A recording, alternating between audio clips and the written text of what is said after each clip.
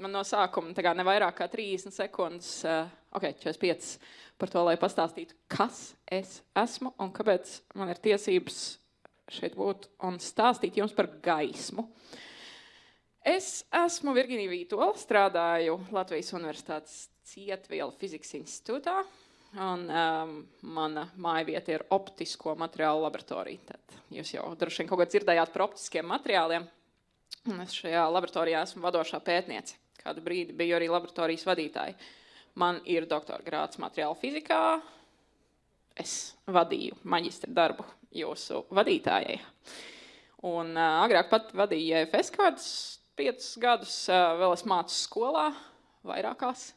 Vadu dažus no jums esmu satikusi vai satikšu nometnē Alfa. Un vēl visādus konkursu materiālus taisa un lietas tam līdzīgas. Dabūju kaut kad Forbes 30 zem 30 par darbu izglītībā, visādas vēl citādas random balvas par savu darbu fizikā. Un šobrīd mans darbs ir rakstīt un vadīt daudzus diezgan lielus Eiropas un Latvijas projektus par dažādām materiālu zinātnes tēmām. Un pašās beigās es jums pastāstīšu arī, ko mēs darām šobrīd. Un tad mans plāns šodienas ir parunāt par to, kāpēc kaut kādas lietas ir noteiktā krāsā. Es pirms skatos, man te ir kaut kādas dažādi brūnuma pakāpes grīda vai man ir melnas kurpes un melna jaka un ļoti skaists Cietvielu fizikas institūta krekliņš. Zils. Es gribu zināt, kāpēc šīs lietas ir šādā. Man vajag priekš PR nolūkiem. Tātad es gribu jums teikt, ka jūs šobrīd ar savām acīm redzat šos burkānus, un jūs ar savām acīm redzat, ka viņi ir atšķirīgi. Vismaz tā es palūdzu uzģenerēt ChatGPT šādu acīm redzami atšķirīgus burkānus. Viņi ir acīm redzami atšķirīgi kaut kādu konkrētu iemeslu pēc. Kāda? Viņi ir dažādās krāsās. Un droši vien runājot par krāsām, tad mans galvenais punkts ir tāds, ka jūs ieraugat tos gaismas viļņus, kas nonāk jums acī. Ja mēs spīdinam uz burkānu baltu gaismu, baltā gaismā mums ir dažādu krāsu gaismas vilnīšu kopums, tad kaut ko no tā šis burkāns atstaros, kaut ko no tā viņš absorbēs.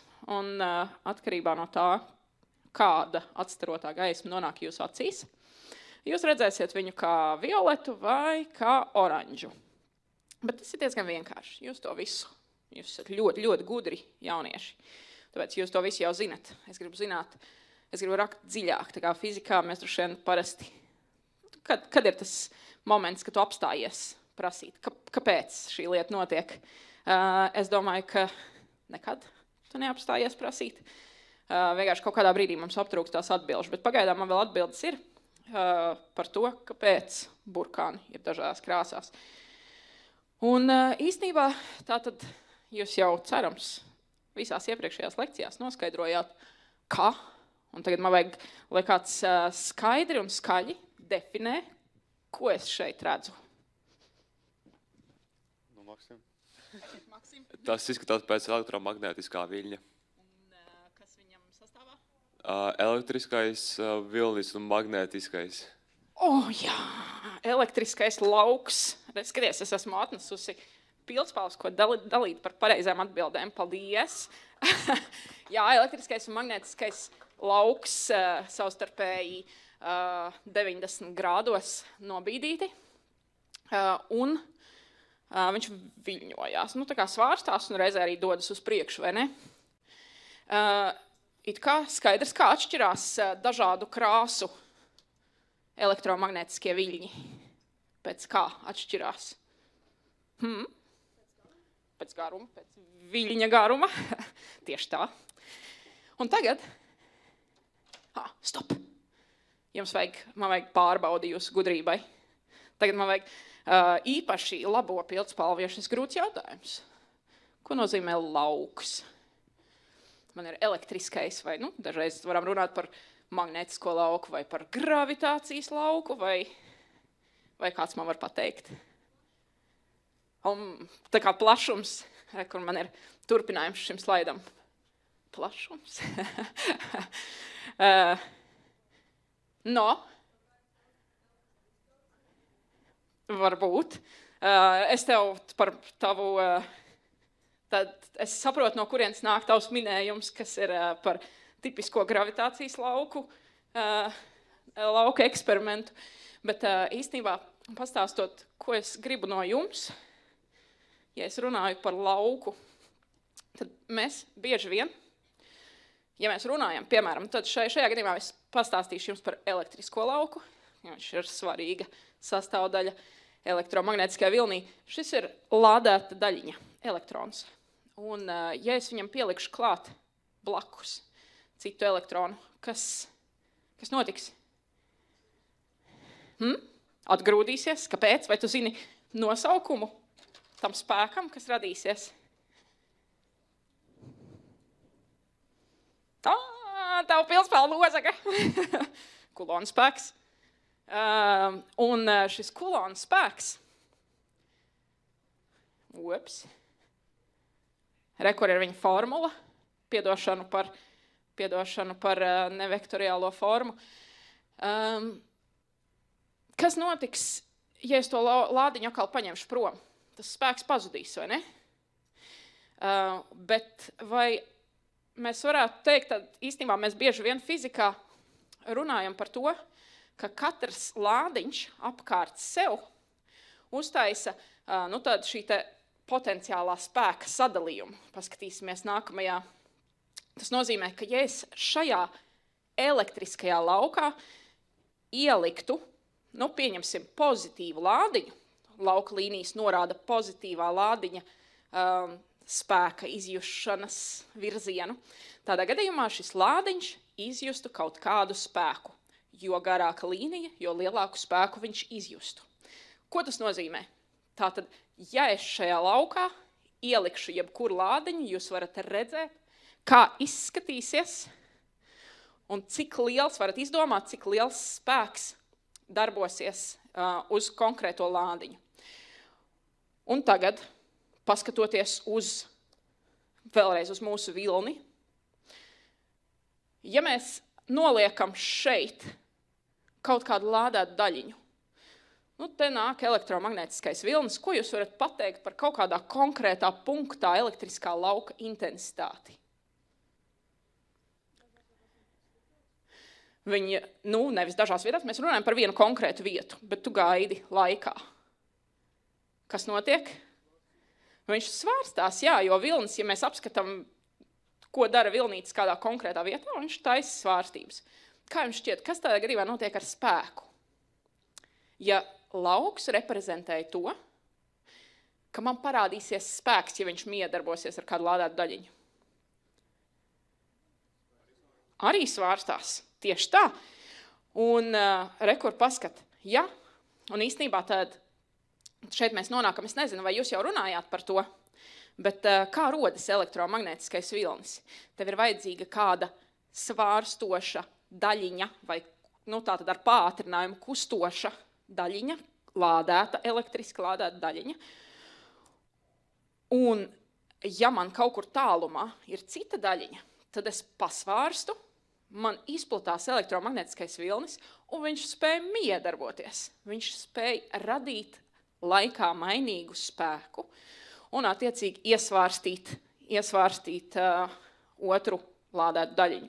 Paldies, es nozagu šo, es ļoti centos būt tikpat krūti kā iepriekšējais runātājs un Pythonā sataisīt skaists gifiņus, bet nebija pārāk skaisti. Tāpēc es nolēmu labāk nozagt no 3 blue, 1 brown video. Jautājums tagad tāds, vai mums apkārt esošies lietās būtu kādas lādētas daļiņas? Kādas? Protoni, kas vēl? Elektroni, ķerpilspalvu. Ko tas varētu nozīmēt? Vai elektromagnētiski viļņi varētu miedarboties? Jā, wow, tik tiešām loģiski. Rekur mūsu key points. elektromagnētiskie viļņi rodas, kad mums ir kāds elektrisks lādiņš, kurš svārstās vai tad kustās ar kaut kādu pātrinājumu. Un otrs punkts – elektromagnētiskie viļņi spēj iedarboties ar lādētām daļiņām. Un tagad mēs īstenībā eksistē 3 dažādas lietas, ko ar ienākošiem vilnīšiem var darīt. Un mēs tagad esam nonākuši pie pirmās. Nerezonanta svārstīšanās. Tev nāk vilnītis, satiek atomu un viņā esošos elektronus, iesvārsta viņus un šo gaismu, attiecīgi šo elektromagnētisko vilni viņš padod tālāk. Viņš atkal izraisa elektromagnētiskā viļņa reemisiju, tā varētu teikt. Un tas būtu galvenais mehānisms, kas ir atbildīgs par atstarošanos. Bet tagad ir laiks kādam nelielam demonstrējumam. Bet man jau keypoint ir parādījies. Nē.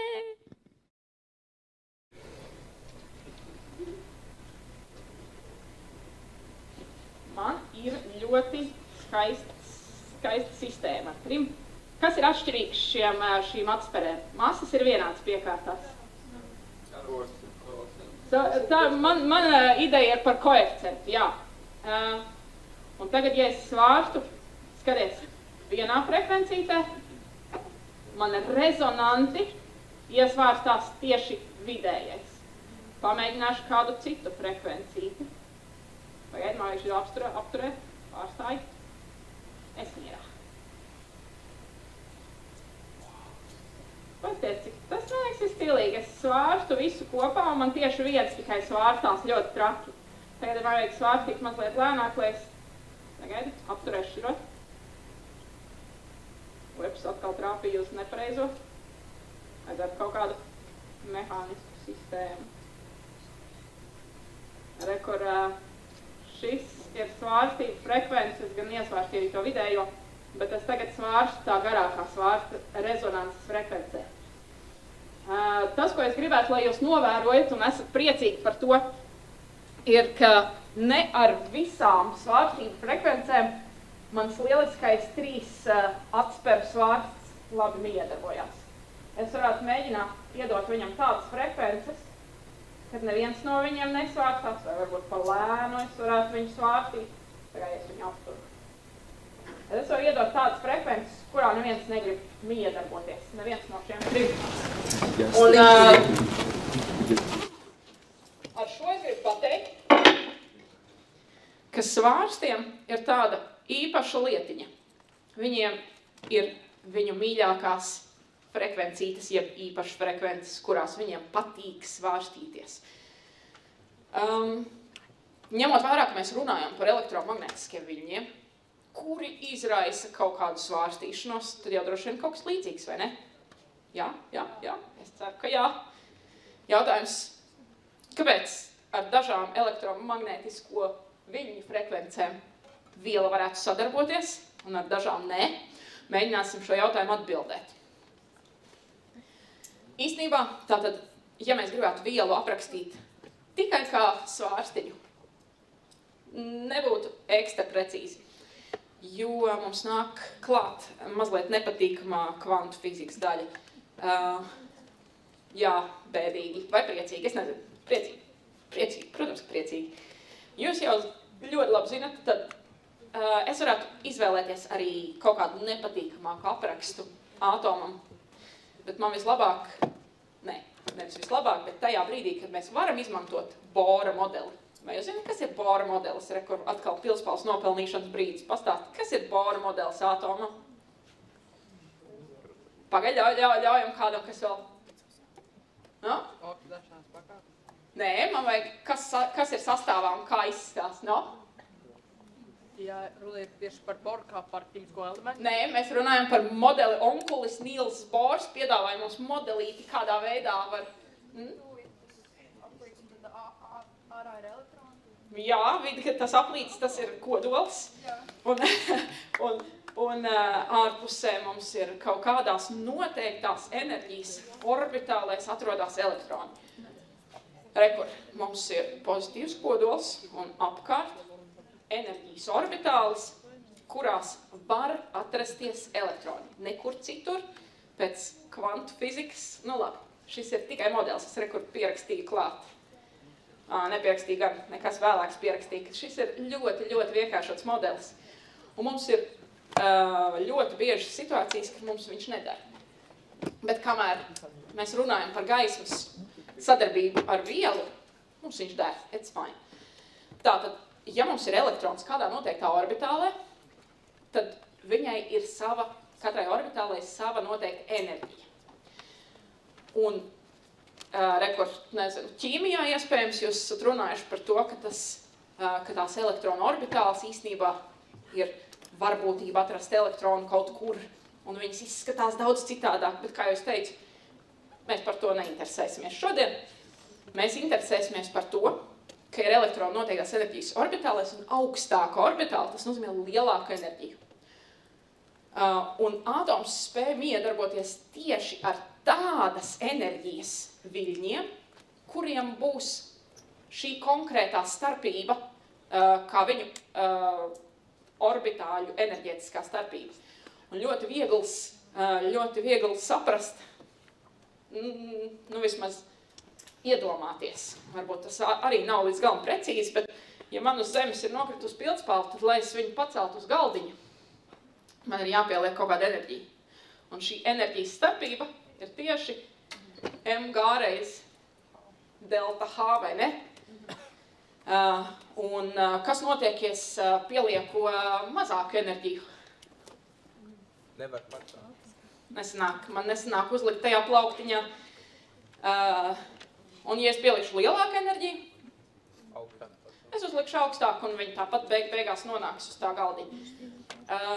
Tātad īstenībā tur tās klasiskās fizikas analoģijas, kad mēs runājam par kvantu fiziku, ne līdz galam vienmēr strādā, jo izrādīsies, ka nemaz nav iespējams tam elektronam atrasties nekur citur, kas šajās orbitālēs. Un tad, protams, ir jautājums, ko tas īsti nozīmē, ka viņš nekad nevar būt nekur enerģētiski pa vidu. Bet to jūs iemācīsieties, ka jūs iestāsieties fizmatos. Bet pagaidām es zinu, ka E ir H konstante, Planka konstante, reiz, tagad man vajag kādu no jums, kas man pateiks, kas ir C un lambda šajā. Gaismas ātrums un par frekvence. Viņa garums. Lūdzu.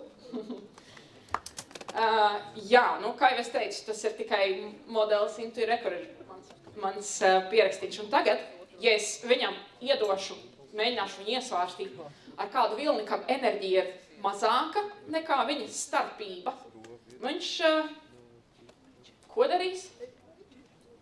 Neko.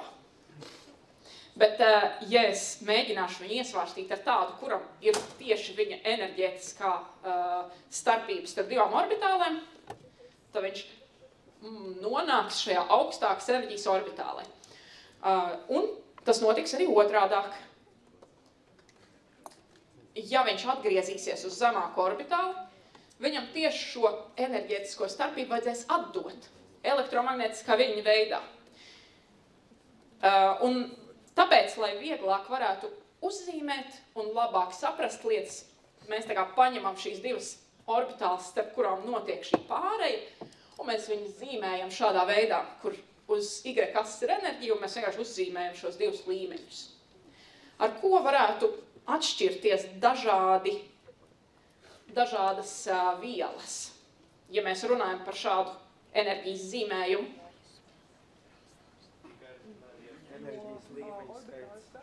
Skaits, rekur enerģijas līmeņu skaits, un arī tas, kādos savstarpējos attālumos viņi ir.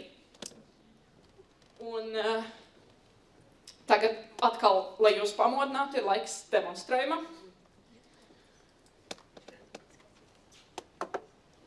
Nē, jums vēl jāapskatās manas lieliskās PowerPoint zīmējums, es ļoti centos. Ūdeņraža man nebija, bet man ir argons. Tagad ir laiks izslēgt gaismu.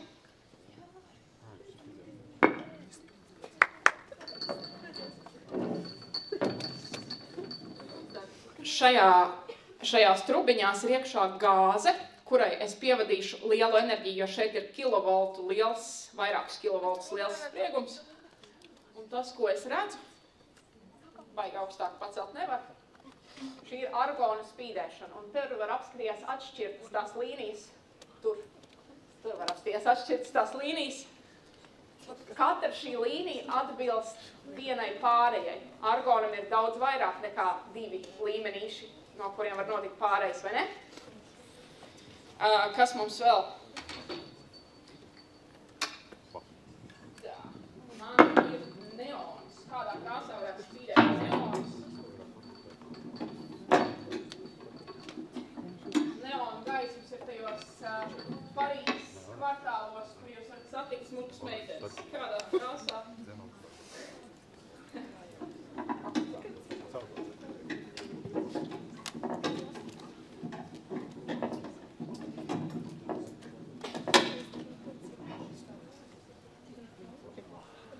Smuks neons. Jā, paldies, jā, izskatās ļoti skaisti. Pēdējais, kas man ir, ko jums parādīt, ir gaiss. Kas ir gaisa sastāvs? Slāpeklis. Jā, slāpeklis. Oglekļskābā gāze. Drusciņi. Slāpeklis.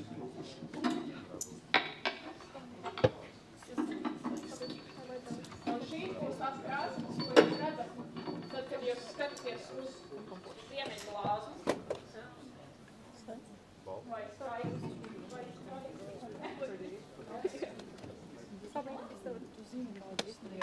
Labi. Esam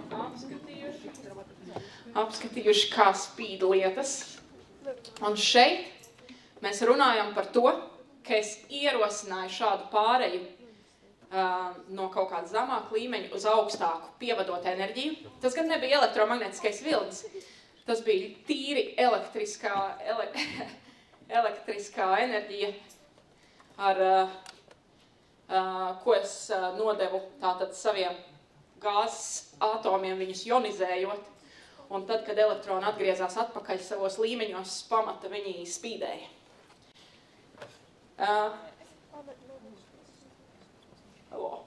Jā, rekur, piemēram, te var apskatīties gaisa,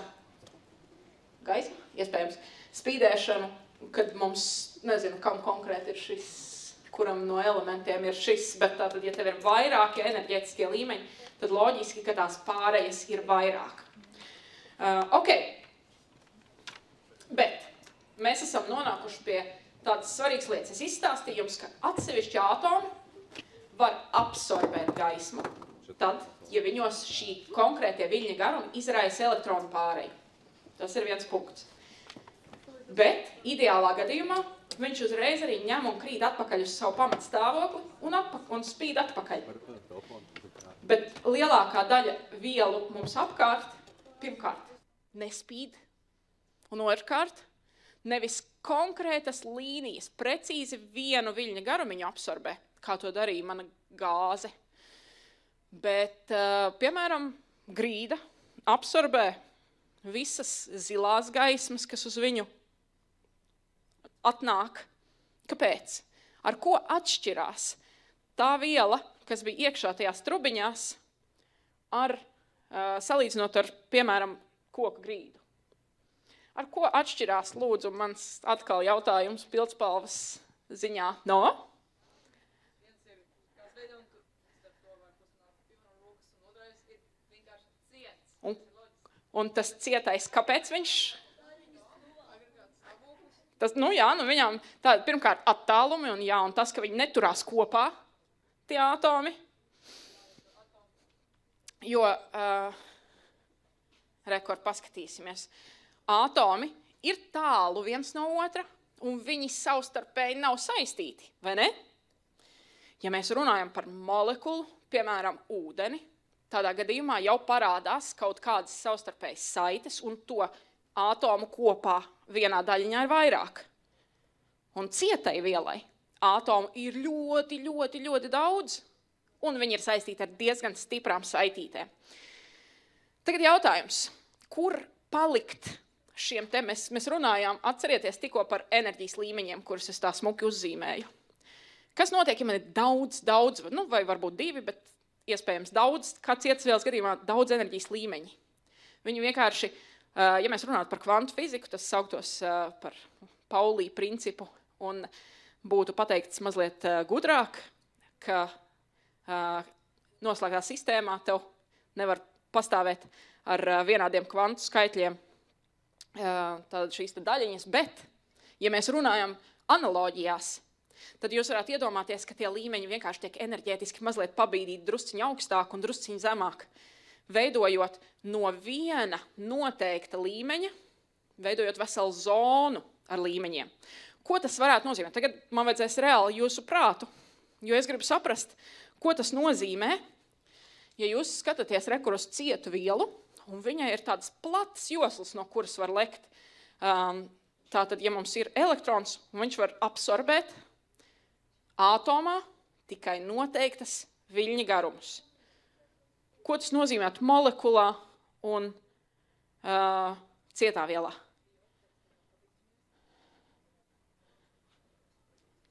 Var absorbēt vairākas tuvas frekvences. Tas nozīmē, paldies, ļoti laba atbilde, ķer.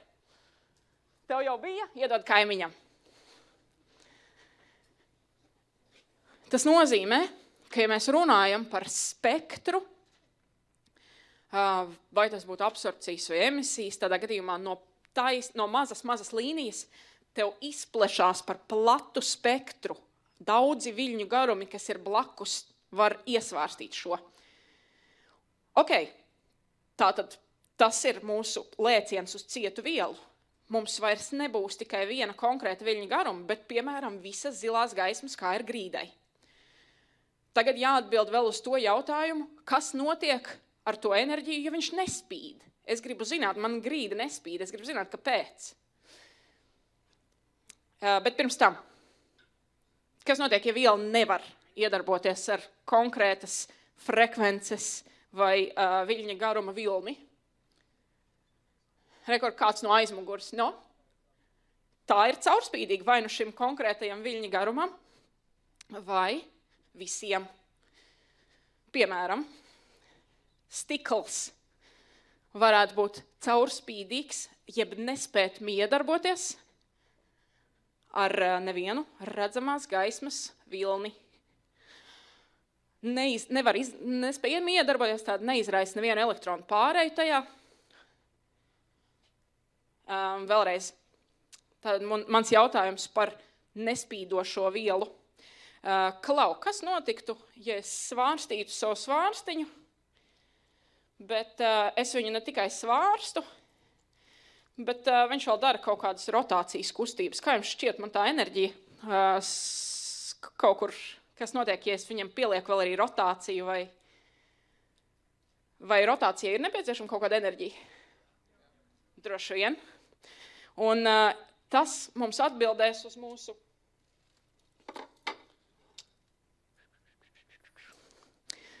mūsu pēdējo jautājumu par to, kas notiek ar enerģiju, ja gaismu absorbē, bet tu redzi, ka viņi nespīd. Viņi viņu kaut kur pazaudē. Jo otra lieta, par ko mēs neparunājām, atomi no molekulas un cietas vielas atšķirās ar saitēm. Ja tev ir kaut kādas saites, tad, ko var darīt molekula? Viņa var kustēties svārstību un rotācijas veidā. Tātad tas, ko viņš dara, ir asymmetric stretch. Tagad jūs zinat. Es ceru, ka jūs jau iepriekš zinājāt, ka tas, ko viņš dara, ir asymmetric stretch, nevis kaut kas cits.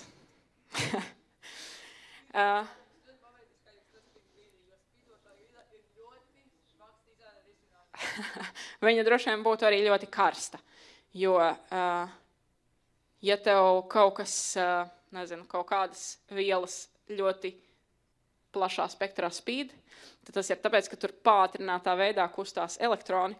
Tas parasti notiek karstās vielās. Labi, tātad, kur pazūd? Man vajag kādu, kurš tagad skaidri un skaļi, Ilja, lūdzu, pasaki man, kas notiek ar enerģiju, kāpēc man vielas nespīd. So es ierosinu, paceļu elektronu augstākā līmenī, bet kur pazūd tā enerģija? Siltumā? Jā, paskaties, viņa dara kaut kādu kustību. Pilspāl. Viņa kustās, mēs viņā varam ierosināt šādas interesantas svārstības un rotāciju, un bez izstarošanas tā enerģija aiziet projām siltumā. Piemēram, jūs jau noteikti ļoti gribat zināt, ko absorbē etanols. Jo, es nezinu, kāpēc jūs to gribat zināt, bet jūs gribat.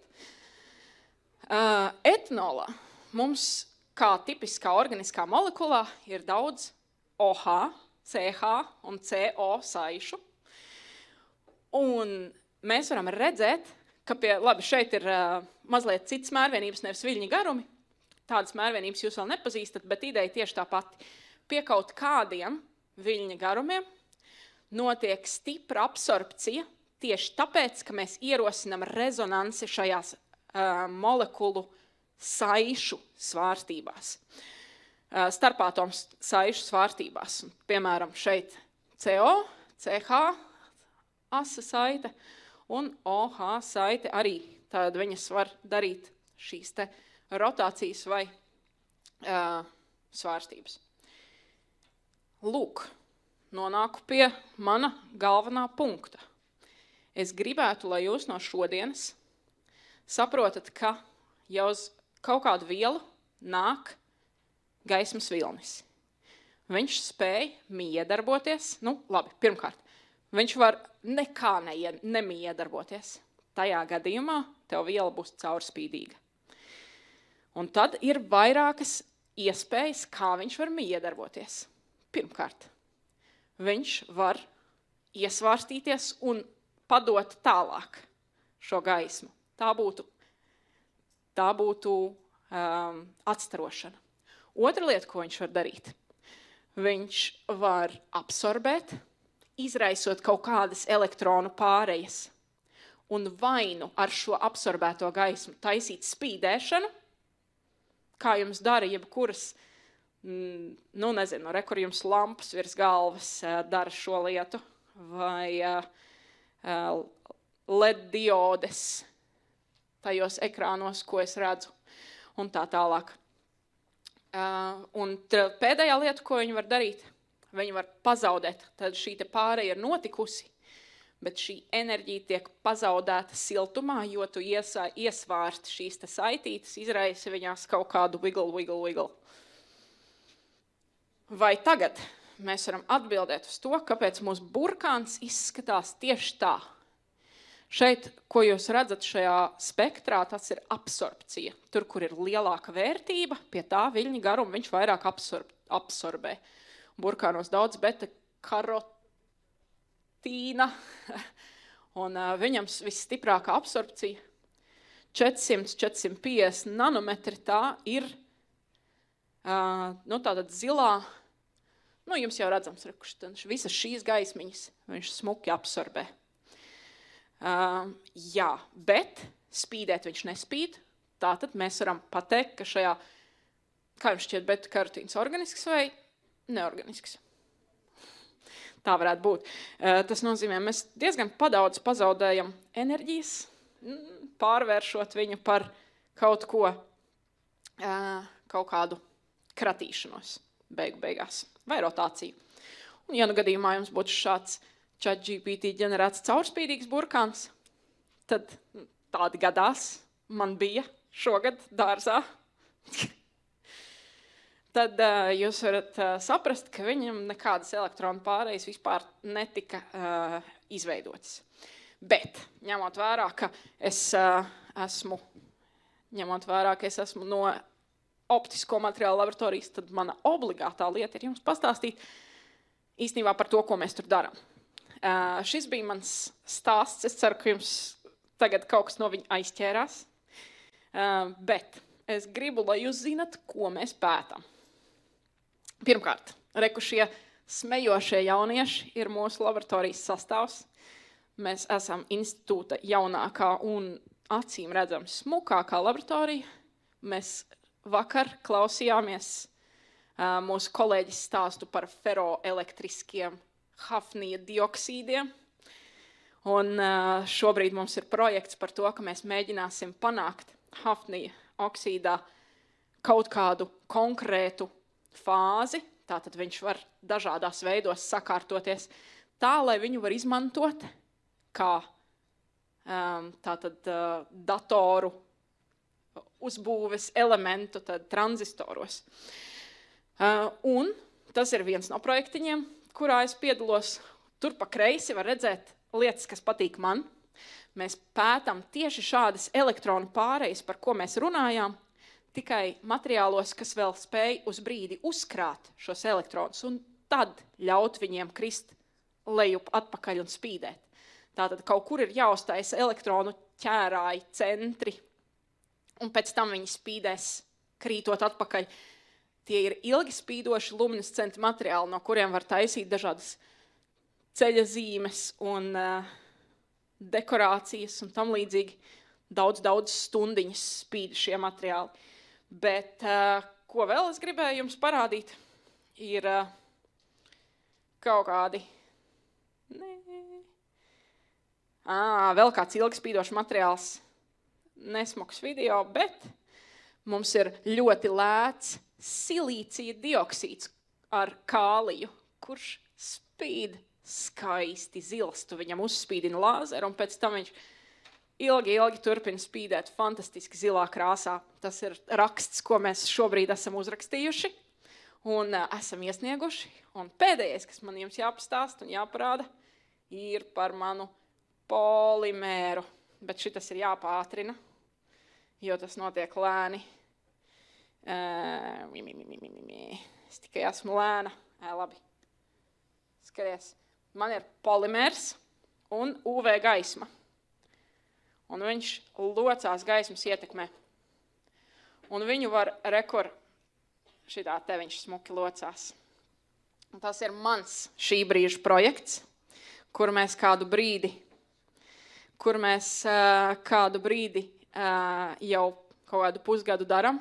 Ideja ir tāda, ka mēs paņemam īpaša veida polimēru, kurš spēj atcerēties viņā ieprogrammētu formu. Viņu, piemēram, var 3D izprintēt aplītī, un pēc tam viņu var sildīt, attaisīt tā kā viņa pagaidu formu, un pēc tam tu viņam uzspīdini gaismu, jo viņā ir tādas ar gaismu sadarbojošas daļiņas ieliktas iekšā, un viņš atgriezīsies savā sākotnējā formā. Un kur mēs to plānojam izmantot? Cerams, nākotnē, jo tas ir biosaderīgs polimērs, mēs to plānojam izmantot asinsvadu labošanā, vai varbūt kādos robotu rokās tādās mīkstās, kuras tev var pacelt kaut ko kādās, un tu viņas iekustini ar gaismu. Tāpēc to dara optisko materiālu laboratorija. Principā, strādāt zinātnē, es gribētu jums vēl pēdējais, ko es jums gribu teikt. Strādāju zinātnē nu jau vairāk kā 10 gadus, un man šķiet, ka tas ir forši. Tu vari katru dienu spēlēties ar lietām, tu vari taisīt visādas elektronikas, tu vari spēlēties ar lāzeriem, tu vari braukt uz ārzemēm un stāstīt par saviem izpētītajiem materiāliem, bet, protams, ir arī kaut kādi stresaini brīži, kā jau jebkurās darba vietās. Un tas arī bija viss, ko es jums, es ceru, ka ir fine, jā. Labi. Es gribētu īstenībā vienkārši saprast, vai jūs sapratāt mana stāsta galveno ideju, un vai jūs tagad zināsiet, kāpēc lietas ir kādā krāsā. Lai jūs tā kā parādāt vai šādi, vai rektīgi nesaprotu. Ok, ir cilvēki, kas apmēram saprot. Labi, paldies.